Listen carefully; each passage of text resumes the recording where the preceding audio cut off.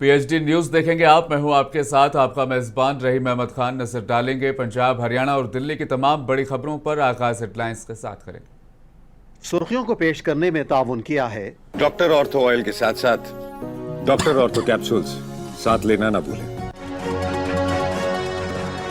दिल्ली की जामा मस्जिद में अलविदा जुमे की नमाज में कसरत से शामिल हुए मुसलमान। पाक महीने रमजान के अंतिम पड़ाव में किया शुक्र का सजदा।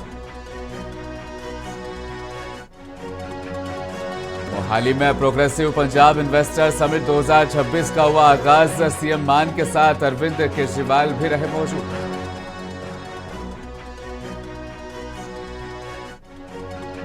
हरियाणा के सीएम नायब सिंह सैनी ने पंचकुला में बसंत उत्सव का किया इफ्तिताह। इलेक्ट्रॉनिक ट्रैक्टर पर सवार होकर फूलों के एग्जीबिशन का लिया जायजा।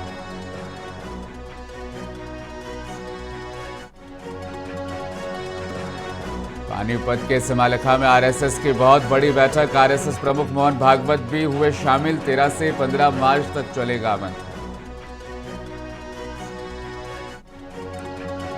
और एलपीजी संकट पर सड़क से संसद तक हंगामा। कांग्रेस ने दिल्ली की सड़कों पर संकट को किया एक्सपोज, तो सदन में सांसदों ने भी किया अपना।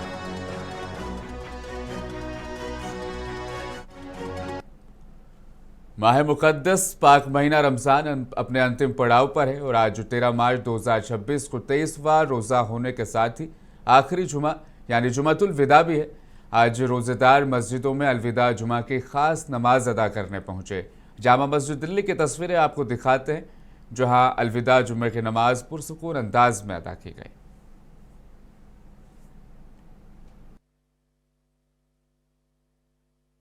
तो जो आज हो गया है, आने वाले फ्राइडे में हो सकता है ईद हो, नहीं तो उसके नई ईद होगी। लोगों से यही पूरे देश से अपील है कि जैसे हम यहाँ शांति से नमाज पढ़ रहे हैं, पूरे देश में समय शांति बनाए रखें और सब जगह अमन भाईचारे से बढ़कर कुछ नहीं है और देश उससे आगे चलता है। और उसके लिए दुआ भी हुई है मस्जिद के अंदर तो, और आगे भी रहना चाहिए।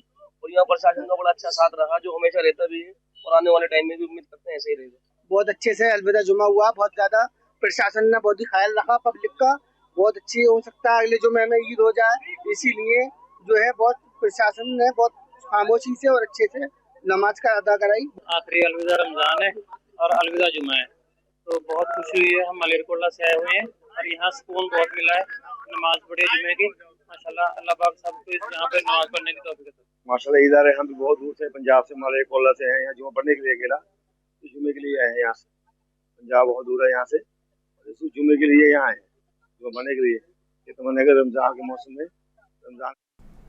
पंजाब के सीएम भगवंत मान ने मोहाली में 13 से 15 मार्च 2026 तक होने वाले प्रगतिशील पंजाब निवेश सम्मेलन यानी प्रोग्रेसिव पंजाब इन्वेस्टर समिट का आगाज कर दिया है।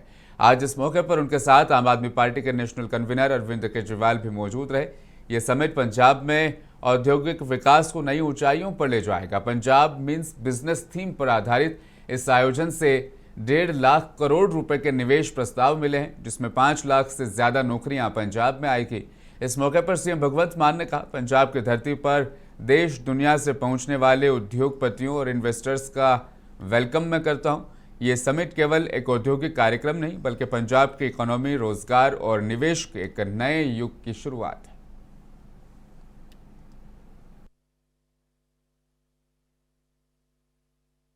बड़ी खुशी है जी कि पूरे दुनिया से, इंडिया से, हर जगह से इन्वेस्टर आए हैं। कोई 6 या 7 मुल्क तो पता है जहां से आए हैं, और जो स्टेट है वो तो ऑलमोस्ट सभी स्टेट से आए हैं। वो आता ही रहता है लगातार, हमारे यहाँ इन्वेस्टमेंट आते ही रहते हैं बहुत ज़्यादा। It's really is a game changer. It's a game changer. जो किया है, जो खोया है, इट इज रियली।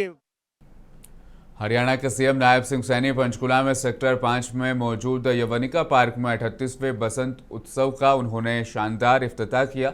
उन्होंने इलेक्ट्रॉनिक ट्रैक्टर पर सवार होकर फूलों की एग्जीबिशन भी देखी और पगड़ी भी बंधवाई।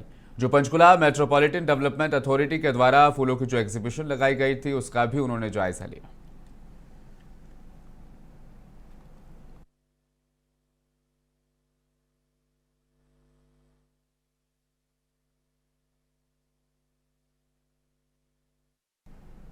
दिल्ली में एलपीजी सिलेंडर की किल्लत के खिलाफ कांग्रेस कार्यकर्ताओं ने आज राजीव भवन के बाहर जोरदार प्रदर्शन किया। मिडिल ईस्ट तनाव से गैस सप्लाई बाधित होने के चलते घरेलू और कॉमर्शियल सिलेंडर्स को भारी कमी देश में एहसास की जा रही है, जिससे आम जनता काफी परेशान है। कांग्रेस नेताओं ने केंद्र सरकार पर विदेश नीति की विफलता का इल्जाम लगाते हुए नारेबाजी की।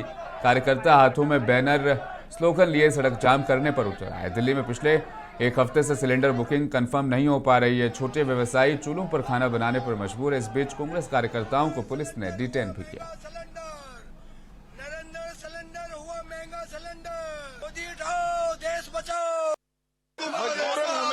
सिलेंडर के ऊपर सिलेंडर के बजाय चूल्हे पर जलाने के लिए, अपने खाना बनाने के लिए, खाना बनाने के लिए मजबूर होना। बाजारी हो रही है, जो इतने लोगों के जो रोजगार जो जा रहे हैं, कितने लोगों के रोजगार इस गैस की वजह से, जो होटल है, जो रेडी वाले हैं, जो अलग अलग अपने कार्य रोजमर्रा से अपनी जिंदगी चला रहे हैं, गैस के ये बेमाफी के जो ये इतने ज्यादा जो रेट आए हुए हैं, इतने ज्यादा लोगों के ऊपर आर्थिक रूप से जो संकट बन चुका है, इस सब लोगों का जिम्मेवार हरदीपुरी और मोदी सरकार है।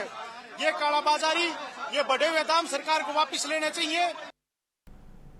गैस और तेल संकट पर आम आदमी पार्टी के सांसद संजय सिंह ने भी मौजूदा सरकार पर जमकर निशाना साधा। प्रेस कॉन्फ्रेंस करते हुए उन्होंने कहा, प्रधानमंत्री मोदी जो कुछ भी करते हैं वो अमेरिका के राष्ट्रपति डोनाल्ड ट्रंप से पूछ के करते हैं, इसीलिए देश के हितों का समझौता किया जा रहा है। अमेरिकन प्रेसिडेंट के खिलाफ, उनकी कार्रवाई के खिलाफ, इजराइल के खिलाफ, नेतन्याहू के खिलाफ सबने बोला। वो 160 बच्चियों की मौत पर भी बोला। लेकिन हमारे महामनों, दुनिया के सबसे बड़े लोकतंत्र के प्रधानमंत्री नरेंद्र मोदी जी नहीं बोले। पूरा देश गैस की लाइनों में खड़ा हो गया, होटल बंद होने लगे, मोरवी में टाइल्स की फैक्ट्रियां बंद हो गई, 60 रुपए घरेलू गैस के सिलेंडर का दाम बढ़ गया, 115 रुपए कॉमर्शियल गैस के सिलेंडर का दाम बढ़ गया। उसके बाद प्रधानमंत्री 13-14 दिन के बाद गहरी नींद से जागे और कहने लगे अब हमें मुर्दे को इंजेक्शन लगाना है। जब सिलेंडर से गैस निकल गई, कहने लगे अब हम इसमें गैस भरेंगे। बोले कहां वाला? बोले नाली वाला गैस भरेंगे इसमें। अब जब गैस से सिलेंडर निकल गई तो कह रहे हम नाली वाला गैस भरेंगे, उसमें मुर्दे को इंजेक्शन लगाएंगे। आपकी विदेश नीति मर गई, आपके देश में ऊर्जा का संकट खड़ा हो गया। तब आप 13 दिन के बाद, 14 दिन के बाद जाग रहे हैं। कैसे जागे आप? मैं पूछना चाहता हूं, क्या आपको ट्रंप जी ने अनुमति दिया तब आप जागे कि ठीक है बच्चे एक ट्वीट कर ले, कोई बात नहीं? क्योंकि आप जो कुछ भी अब करते हैं ट्रंप से पूछ के करते हैं। रूस से तेल खरीदना है कि नहीं खरीदना है, ट्रंप से पूछ के आप करेंगे। और यहां किसी सरकार के नेता से पूछो, कहते भारत अपने निर्णय लेने के लिए स्वतंत्र है। भारत को जहां से सस्ता तेल मिलेगा वहां से तेल खरीदा जाएगा। जहां से सस्ता तेल मिले वहां से खरीदो। तो मुझे बताओ, रूस करीब है कि अमेरिका करीब है? रूस करीब है कि वेनेजुएला करीब है? रूस से सस्ता तेल मिलेगा कि वेनेजुएला और अमेरिका से मिलेगा? तो आप रूस से तेल क्यों नहीं खरीदते? आपको ईरान सस्ता तेल दे रहा था। चलिए मैं आप लोगों के माध्यम से एक सुझाव देना चाहता हूं भारत सरकार को। ईरान आपको सस्ते में तेल दे रहा था, ईरान आपको रुपए में तेल दे रहा था, और ईरान कम से कम अपने टैंकर तो नहीं उड़ाएगा। आप ईरान से सस्ता तेल खरीदो। आप ईरान से सस्ता तेल का जहाज क्यों नहीं मंगा रहे हो? आप भारत की जरूरतों का तेल ईरान से मंगाओ। क्या डर है आपको? चीन ईरान से तेल खरीद रहा है, बाकी देश ईरान से तेल खरीदते हैं, उनको कोई डर नहीं। आपको पापा का डर है? किसका डर है आपको? ट्रंप का डर लगा हुआ है। तो वहीं एलपीजी किल्लत पर बीजेपी सांसद मनोज तिवारी ने भी अपने ख्यालात का इजहार किया। उन्होंने कहा, भारत के पास पर्याप्त ईंधन भंडार है। विपक्ष के नेताओं के घरों में 200-500 सिलेंडर उनके घरों से स्टॉक बरामद किया जा रहा है। वे जानबूझकर विपक्ष के नेता अपने घरों में गैस सिलेंडर्स का स्टॉक से जमा करके संकट पैदा करने की कोशिश कर रहे हैं। सच्चाई है कि हमारे देश में चाहे गैस हो, डीजल हो, पेट्रोल हो, ईंधन के पर्याप्त भंडार हैं। हालांकि दुनिया में युद्ध हो रहा है, युद्ध वहां भी चल रहा है जहां से तेल निकलते हैं, लेकिन भारत के पास पर्याप्त भंडार है। ये पहले से 12-13 दिन से इंडियन ऑयल कह रहा है, सारी तेल की एजेंसीज कह रही हैं, पेट्रोलियम मंत्रालय कह रहा है। कल तो पेट्रोलियम मंत्री ने सदन में बयान भी दिया, प्रधानमंत्री जी ने खुद कहा कि हमारे पास पर्याप्त भंडार है, आप कोई पैनिक न करें। लेकिन जो विपक्ष अंदर सदन चलने नहीं दे रहा है, उन्हीं के किसी सांसद, किसी नेता के घर से, किसी के घर से 200 सिलेंडर मिल रहा है, किसी के घर से 500 सिलेंडर मिल रहा है। ये लोग जानबूझ के क्राइसिस करने में लगे हुए हैं। जो इनके सपोर्टिव गैस एजेंसी है वो फोन बंद कर दी है और ऐसे लोगों को सजा भी हुई है। आज बंगलोर से लेके और झारखंड के रांची से लेके और कई जगह कहीं 200, कहीं 500, कहीं 800 गैस सिलेंडर ये लोग दबा के रख रहे हैं। गोरखपुर में एक गैस एजेंसी के मालिक को जेल भी हुई है। इसलिए मैं देश के लोगों से मीडिया के थ्रू बताना चाहता हूं कि आप बिल्कुल पैनिक ना हो। आप बुकिंग करेंगे, आपको 2.5 से 3 दिन में आपको गैस सिलेंडर आपके घर में होगा। जो कॉमर्शियल लेते हैं, जो तुरंत जाते हैं और उनका कोई लिस्टेड नहीं है, उन लोगों को भी समस्या नहीं होने दी जाएगी, लेकिन 4-5 दिन उनको लग जाएगा। इसलिए किसी को पैनिक होने की आवश्यकता नहीं। तो देश भर में चल रही एलपीजी गैस किल्लत में बयानबाजियों का सिलसिला बहुत तेज है। बीजेपी सांसद कंगना रनौत ने एलपीजी की कमी को लेकर बयान दिया। उन्होंने कहा यह सिर्फ अफवाहें हैं। पीएम मोदी ने आश्वासन दिया, विपक्ष सिर्फ अपनी अक्षमता छुपाना चाहता है। ये बस एक तरीका है अपनी नाकामयाबी छुपाने का, क्योंकि एलपीजी को जैसे प्रधानमंत्री जी ने कहा है कि पूरे देश में आप देख लीजिए अभी भी सिर्फ अफवाह है। और उन्होंने जिस तरह से कल भी आश्वासन दिया है कि ऐसी कोई हमें जो है स्थिति नहीं आने देंगे जिससे करके हमें जो है जूझना पड़े। तो हमें विश्वास, अब अपने नेतृत्व हैं वो हमारे, हमें उनका विश्वास भी करना पड़ेगा और एक तरह से उनको मौका भी देना पड़ेगा। एलपीजी संकट पर कांग्रेस सांसद जेबी माथुर सरकार को सबसे पहले इस संकट की गंभीरता को स्वीकार करने का मशवरा जेबी माथुर ने दिया। उन्होंने कहा कि जब आप संकट की गंभीरता को स्वीकार करेंगे तभी इसका समाधान भी निकाल पाएंगे। The situation is not created by Congress or the opposition. It is the response, it is a reaction, it is the people who are affected and the ground reports which we are getting, and certainly there is a concern. Why is the High Court canteen, which is just few kilometers from here, having restriction? Caterers, hostels, hotels, all weddings, everything is affected, and it is sooner it's going to affect the domestic household as well. First and foremost is the fact that this government has to accept that there is a crisis. Without accepting the crisis, they cannot look for a solution. But instead of accepting that there is a crisis, both Prime Minister and Union Petroleum Minister, they are trying to make it look everything is fine when everything is not fine. This is what the most unfortunate thing. Let the government accept that there's a...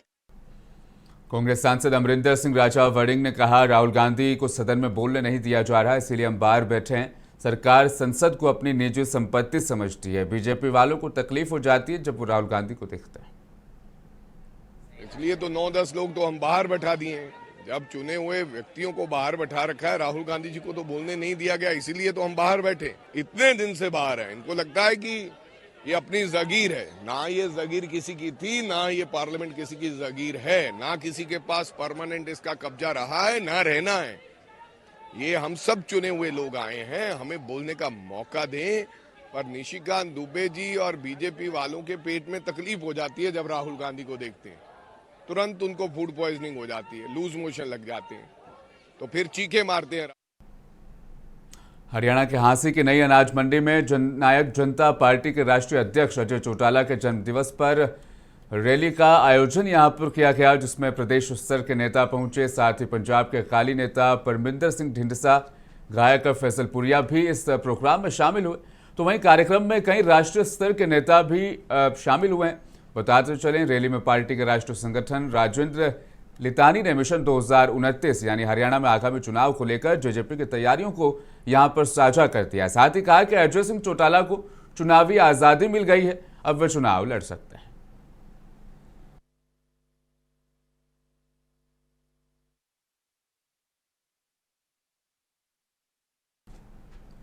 तो वहीं हरियाणा की अहम सियासी party इनेलो यानी Indian national Lokdal के अध्यक्ष अमित सिंह चौटाला ने हरियाणा के मुख्यमंत्री नायब सिंह सैनी से चंडीगढ़ में बेहद खास मुलाकात की। ये मुलाकात राज्य की राजनीतिक गतिविधियों के बीच चर्चा का विषय बनी रही।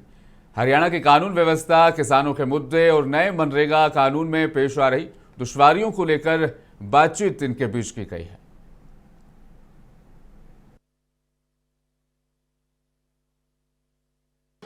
बड़ा महत्वपूर्ण इशू था, जैसे बुढ़ापा पेंशन बड़ा इशू था, उसी तरह का एक इशू है आज की तारीख में। जो परचेज सेंटर बने थे गेहूं की खरीद के लिए, जो चौधरी देवीलाल ने जिनकी शुरुआत करी, चौटाला साहब ने उनको बढ़ावा दिया, वो 219 के करीब है। उनको अचानक फैसला लेकर के ये नोटिस जारी कर दिया। उसमें 9000 के करीब लाइसेंसधारी थे, जिन व्यापारियों को लाइसेंस इशू किया गया था, जो परचेज सेंटर पे खरीद करते थे, कि भी ना तो आपके लाइसेंस रिन्यू करेंगे, और परचेज सेंटर साथ में उन्होंने ये कह दिया कि बायोमेट्रिक करेंगे। बायोमेट्रिक वो होता है जहां पे 4 दीवारी हो, जहां गेट लगे हुए हो। ये तो फोकल पॉइंट है, खुले हैं। यहाँ तो लोग जो खरीद करने वाले हैं वो भी टेंट लगा करके, अपनी कुर्सी लगा करके खरीद करते हैं। हमने कहा कि भाई ये पॉसिबल नहीं है, ये तुम्हारा गलत फैसला है, इस फैसले पे आपको पुनर्विचार करना चाहिए और किसान परेशान नहीं हो। वो 9000 लाइसेंस वाले लोग हैं, उनके सामने दिक्कत ना हो। एक लाइसेंस के ऊपर 9 लोगों को रोजगार मिलता है, उसमें अलग अलग काम करने वाले 9 लोग होते हैं। 1 महीने तक उनका रोजगार चलता है। आप इस पे फैसले पे विचार करो और आप हमें बताओ। मुख्यमंत्री से पूछा हमने कि क्या फैसला करोगे। मुख्यमंत्री ने ये आश्वासन दिया, ये कहा कि हम ऐसा नहीं होने देंगे, बंद नहीं करेंगे, परचेज सेंटर चालू रखेंगे और जल्दी इसके ऊपर मैं अधिकारियों से बात करके फैसला ले लूं। हमने बहुत खुल करके कहा भी आप या तो तुरंत इसके ऊपर फैसला ले लो, क्योंकि गेहूं का सीजन शुरू होने वाला है, अप्रैल में गेहूं आ जाती है, समय बचा नहीं, फिर दिक्कत आएगी। अन्यथा फिर हमें अपनी पार्टी की तरफ से कोई बड़ा फैसला लेकर के इस पे कोई आंदोलन खड़ा करना पड़ेगा। हरियाणा के भी कई शहरों में एलपीजी गैस सिलेंडर की किल्लत देखने को मिल रही है। खबर चरखी दादरी जिले से है, जहां एलपीजी गैस सिलेंडर की बुकिंग को लेकर आ रही तकनीकी दिक्कतों के चलते दादरी शहर की गैस एजेंसियों के बाहर सुबह से ही लंबी लंबी कतारें लग गई है। कई महिलाएं अपने छोटे बच्चों के साथ घंटों तक लाइन में खड़ी नजर आई, लेकिन ओटीपी नहीं आने और सर्वर डाउन होने के चलते बुकिंग नहीं हो पाई, जिसकी वजह से जो ग्राहक थे उनमें भारी नाराजगी देखने को मिली है। वहीं इस पूरे घटनाक्रम पर डीसी चरखी दादरी मनीष नागपाल ने कहा, हमारे शहर में गैस सिलेंडर को लेकर किसी किस्म की कोई परेशानी और किल्लत नहीं है।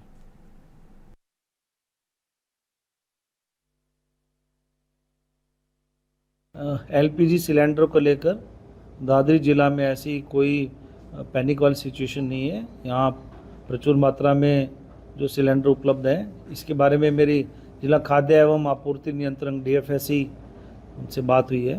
तो कुल 8 एजेंसी हैं और उन सभी को निर्देश दिए गए हैं, मुझ द्वारा भी निर्देश दिए गए हैं कि प्रतिदिन जितने भी सिलेंडर उनके स्टॉक में उपलब्ध है, तो उसका जो नोटिस है वो हर एक एजेंसी के बाहर चस्पा कराएंगे डीएफएससी।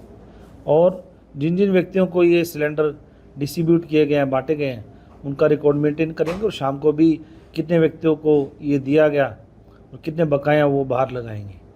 तो मैं इस बारे में संबंधित एसडीएम है, एसडीएम दादरी और एसडीएम बाजड़ा, उन्हें भी निर्देश दिए गए हैं कि वो मंडल स्तर पर वो समय समय पर इसकी जांच भी करवाएंगे और प्रतिदिन की रिपोर्ट है वो जिला स्तर पर यहाँ हमें भेजेंगे।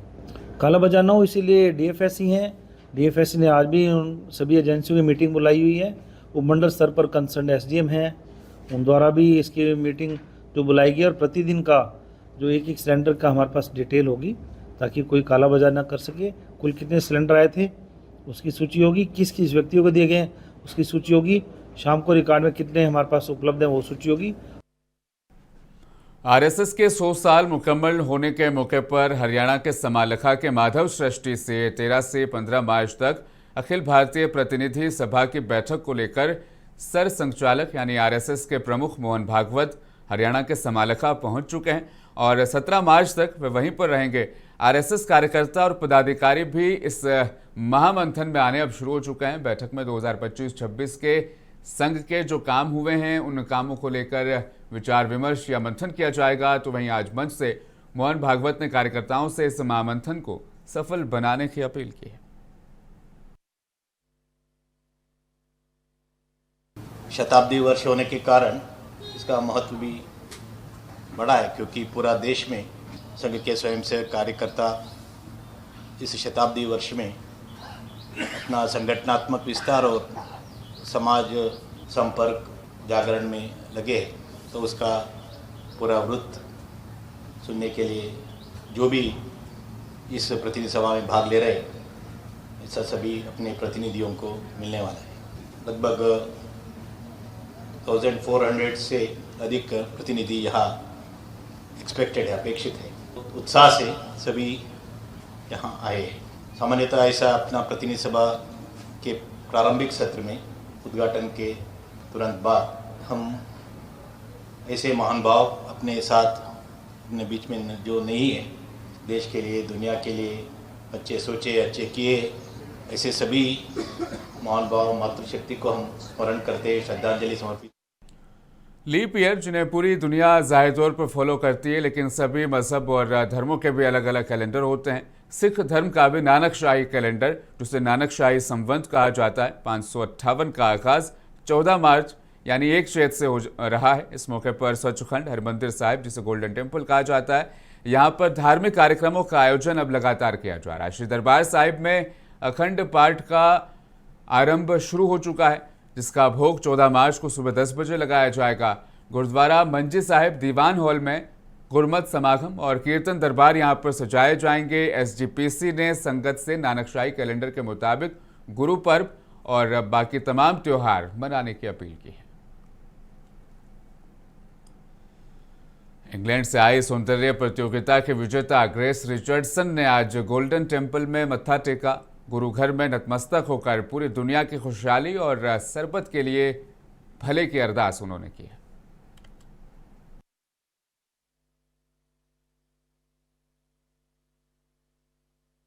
So I'm Grace Richardson, the current Miss England, going to the 73rd Miss World Festival this year, and I'll be representing England. So I'm here in India on a humanitarian trip with the incredible organisation BOPA, who are based partly near me in England, but also do a lot of work out here with different charities in India. So I'm here today visiting the Golden Temple.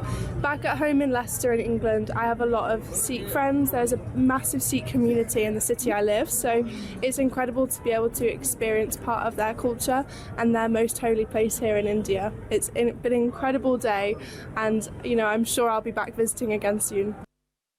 Punjab, Haryana और दिल्ली की खबरों में फिलहाल बस इतना ही। दीजिए इजाजत, आप बने रहें मुंसिफ टीवी के साथ।